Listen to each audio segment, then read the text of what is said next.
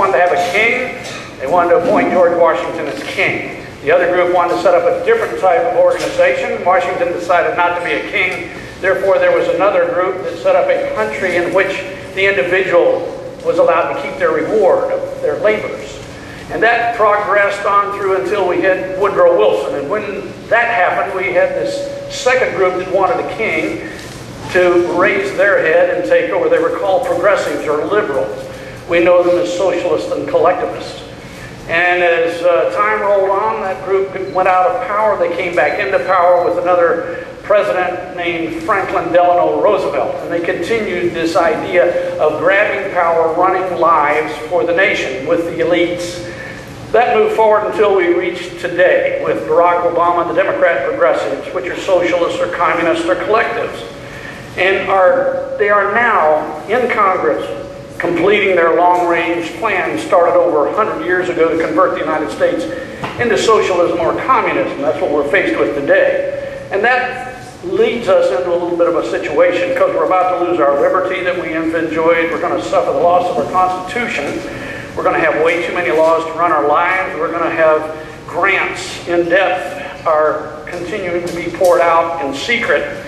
Our education has been destroyed, and our marketing is turning evil against us. And basically, we're being denied the freedom to enjoy our religion. Our government spending is totally out of control, and a debt that we may not be able to repay. You see, the progressives, those that we're looking at in elections, are the type of people who want to be elitist and take us over. So we're going to lose our standard of living if this continues. There's no alternative. I'd like to tell you that there was an alternative. But if we go down that path, there's no coming back. So what we need to do is we need to educate ourselves as quickly as we can about our government and the way it was set up and how it functions. Then we need to discuss this with our friends and neighbors and teach them or discuss with them and talk about what's happening to us and how our coming massive slaughter of our freedoms to speak and freedom of communication, freedom for our business and to run our lives is going to be lost if this continues.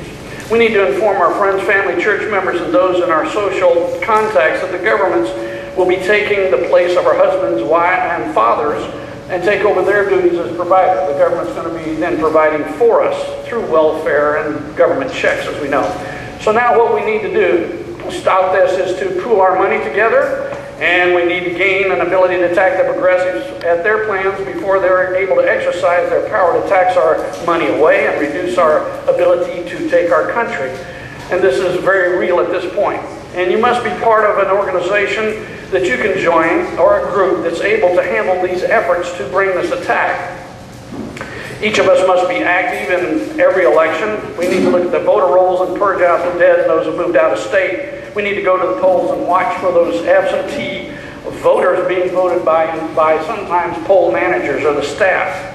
We need to stay alert for anyone or anything that happens in these polls and during the voting. And you know what? You must vote.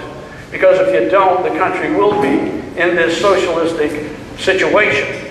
We need to stay in constant touch with one another who believe in conservatism or what we consider to be capitalism.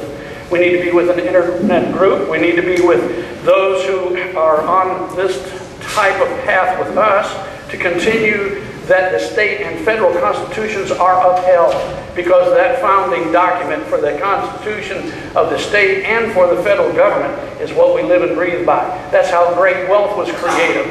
So we need to join a political party that claims to be for capitalism, be active in it, and I prepared a little booklet to go into detail about it, and it's available, but it tells you who they are, how they operate. And you must be active and stay informed. As a Republican Party then, under our Constitution, we've learned some lessons, haven't I? We need to be an attack group, not a non-aggressive group. We need to always overturn past legislation that was from a progressive administration. We must always pass legislation to reduce spending and taxation, because we remember two things, right? Government has no money, and government produces nothing. Yep. If the government doesn't collect any tax, whether it's Stockbridge or Atlanta or Washington, D.C., if there's no tax collected, the government has what? No money. And it produces nothing. Keep that in your mind, because if the government is able to spend $1 trillion, where's it going to get its money?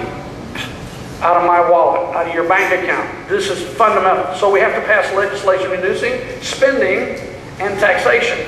Always pass legislation reduce the size and scope of government agencies. Pass legislation demanding zero budget annually with audit mandatory every 5 years, because government has no money and produces nothing. Always be proactive attacking the laws on the books granting tax money to individuals or groups. That's unconstitutional. If you have any money going to a group or an individual, that's not our Constitution. Always demand that these groups, maybe Republicans at this point, a no on all progressive proposed legislation, no matter what it is, because it is against us as individuals. This is why our Constitution was put together, for us to keep our reward. Let's do that. Thank you.